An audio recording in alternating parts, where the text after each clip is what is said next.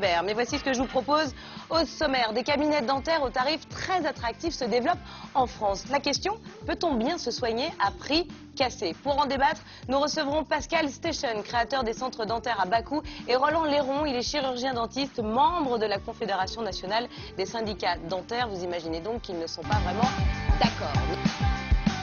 Des cabinets dentaires à bas coût se développent dans toute la France. Alors, peut-on bien se soigner à tous les prix? C'est la question que nous allons poser à vos invités. Patrick Cohen, bonsoir messieurs. Roland Léron, vous êtes chirurgien dentiste, membre de la Confédération nationale des syndicats dentaires, et vous allez nous dire ce qui vous déplaît ou ce qui vous heurte dans les activités de votre voisin. Pascal Station, vous êtes créateur de centres dentaires. Expliquez-nous quelle est votre démarche et où en est votre entreprise, votre développement. Donc nous, notre métier, c'est évidemment, on n'est pas dentiste, donc notre métier, c'est pas de soigner les patients, c'est de s'occuper de tout ce qui concerne le cabinet dentaire, mais qui n'est pas le soin. Donc la logistique, les achats, la relation avec la Sécu, la relation d'argent avec le patient. Et les dentistes dans les centres sont des salariés? Les dentistes en essence sont des salariés qui sont rémunérés avec une rémunération fixe, ce qui leur permet de se libérer de la pression financière quand ils sont en relation avec les patients. Un exemple de prix sur un soin classique, traditionnel, qui serait très différent de ce qui se pratique dans les cabinets? On va dire que le prix affiché, il est à peu près 2 fois inférieur au prix couramment constaté, à peu près.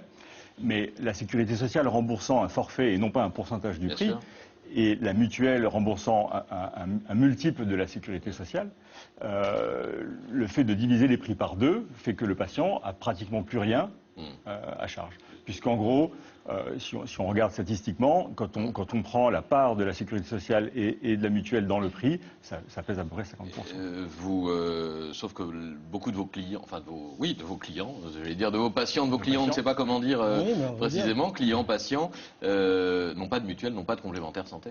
Oui, dans ce cas-là, ils ne payent que 50%. Voilà. De moins. D'accord. Et donc, on a bien compris, si vous arrivez à casser les coûts, c'est en rationalisant ce qui fait l'environnement à la fois médical et de secrétariat dans les cabinets. Quand on divise les coûts par 2 et qu'on fait en sorte que la part à charge, c'est-à-dire ce qui est à la charge du patient, soit presque nul, le patient n'hésite pas à accepter de faire la totalité des couronnes dont il a besoin, y compris les implants. D'accord, ce qui fait qu'une partie des gains de productivité qu'on va avoir dans l'économie d'échelle qu'on a, d'accord, faire une empreinte, on comprendra même quand on n'est pas dentiste, faire une empreinte sur une dent, puis 6 mois après une empreinte sur 2 dents, et puis 6 mois après une empreinte sur 3, ça dure quand même beaucoup plus de temps que de faire une empreinte en même temps sur 4 dents. D'accord, donc le fait que le patient n'hésite pas à accepter la totalité des dents dont il a besoin, nous permet à nous de prendre pratiquement pas plus de temps pour faire une couronne que 3 ou 4. Roland Léron, voilà des mois que vous sonnez l'alarme sur ces pratiques et sur le développement de ces cabinets. Pourquoi de ces centres? Pourquoi? Je vais rectifier une chose d'abord, c'est que les soins dentaires sont dans vos cabinets, vos centres sont exactement au même prix que dans un cabinet libéral. Les soins sont à un tarif imposé en France pour tout le monde le même et remboursé à 100%. Quand on parle de ce que parle M. Station, il veut parler évidemment des actes qui ne sont pas pris en charge par l'assurance maladie ou qui sont très mal pris en charge. Et M. Station, ces centres ont inventé un système, et nous, un système économique, et nous, on a un système de soins. Nous, on soigne toute la population. Il y a un grand déséquilibre entre le prix des soins, très mal pris en charge par l'assurance maladie, et les honoraires à tarif libre, c'est-à-dire les prothèses. Mais nous, on fait notre travail de A à Z. On prend les enfants, on n'est pas fermé le mercredi, on soigne les urgences. Évidemment, ce sont des actes pas rentables. Et ces cabinets ont inventé un système économique totalement différent, c'est-à-dire qu'ils font une sélection. Ils sélectionnent les patients, et pire, vous venez de le dire d'ailleurs, M. Station. Une sélection des patients? Bien sûr. Comment voulez-vous? Une mère de famille qui veut faire soigner ses enfants le mercredi, on lui dit c'est fermé, madame. J'ai mal aux dents, c'est une urgence, on ne prend pas les urgences. Enfin, c'est pas grave si c'est pour faire des économies. D'un autre côté. Excusez-moi, mais les centres sont pas fermés. Je vais jusqu'au bout de mon raisonnement. Et donc, à ce moment-là, si vous voulez, le système économique est simple. Une fois que le patient est sur le fauteuil, on a réinventé le travail à la chaîne. C'est-à-dire qu'il y a quelqu'un qui fait la radio, quelqu'un fait le diagnostic, quelqu'un fait un soin. Les dentistes... D'où les gains de productivité dont parlait M. Station. Oui, mais est-ce que vous souhaitez que ce système, la productivité sur des achats limite de papier ou de choses comme ça va, mais nous, on n'est pas du tout dans ce système. On fait, nous, de la santé publique.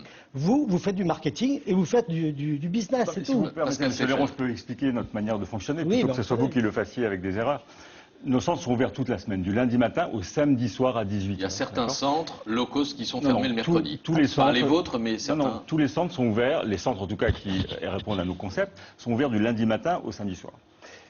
Simplement, il y a deux équipes. Il y a une équipe qui fait de la réhabilitation globale, donc des soins courants, mais de façon globale dans toute la bouche. Et il y a une équipe qui est plus légère, qui travaille le mercredi et le samedi, qui ne fait que les urgences et les détartrages, les choses qui ne sont pas envahissantes au niveau chirurgical. Il y a un problème quand même, c'est pointé aussi par les dentistes classiques, de suivi médical. Les gens qui viennent chez vous ne sont pas suivis médicalement comme ils peuvent l'être dans un cabinet dentaire classique. Absolument.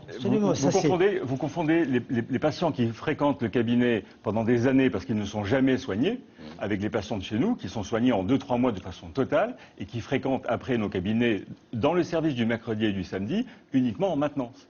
Donc, comme le dentiste fait payer très cher sa couronne, la plupart des patients vont renoncer à acquérir cette couronne, donc vont refréquenter le cabinet. Pourquoi? Parce qu'ils ne sont jamais mais pourquoi soignés, ils voulez-vous sont qu'ils en fassent toujours une malades seconde de leur vie. Mais non, mais Parce que les moyennes des patients a plus on a de couronnes des à faire exemples. que ce qu'elle fait aujourd'hui.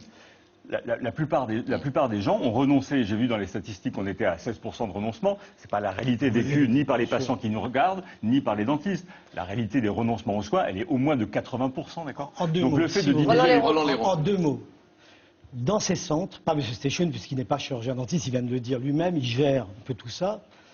Les chirurgiens dentistes qui sont là ont des instructions très précises. Ce ne sont pas eux qui font le plan de traitement. S'il vous plaît, arrêtez de Moi, raconter comment ça se passe. je vais dans mon cabinet, 30 secondes. je reçois le patient, je fais le plan de traitement, je lui fais ce qu'on doit lui faire. Si j'ai besoin d'une couronne, j'en fais pas 4. Vous, votre système économique, c'est de dire, bah, attendez, ça va vous éviter de revenir. Vous venez de le dire vous-même. On fait aussi vite une empreinte pour 4 dents. Et c'est pour ça que vous vous retrouvez devant le Conseil de l'Ordre avec des dossiers lourds. Deux minutes pour m'expliquer. Non, pas 2 minutes 40 secondes. D'accord. Plutôt que ce soit M. Léron qui explique comment ça marche chez nous, M. Léron dit à son patient qu'il faut faire 4 dents et son patient va accepter de payer 4 000 € pour faire 4 dents. Non, sûrement pas. Ça m'étonnerait, d'accord. Quand le patient a de besoin de faire 4 dents, il dit à M. Léron, on va en faire une cette année, et puis 2-3 ans plus tard, il va en faire une autre, d'accord. Et c'est ça qui se passe, c'est que le patient, il va fréquenter les cabinets libéraux de manière infinie. On n'arrête pas d'aller chez le dentiste. Pourquoi? Parce qu'on n'a jamais toute la bouche de soigner. On n'arrivera pas à vous mettre d'accord de toute façon. Ce qu'il faut juste, c'est que les gens comprennent et vous avez éclairé un petit peu la situation. Il nous reste 10 secondes, malheureusement. On doit vraiment arrêter le débat, mais on le reprendra parce qu'il y a des projets de loi, il y a des propositions, etc. pour faire baisser les coûts de santé. Donc on vous retrouvera et on débattra avec vous. Merci Pascal Séchen et Roland Léron. Merci, messieurs.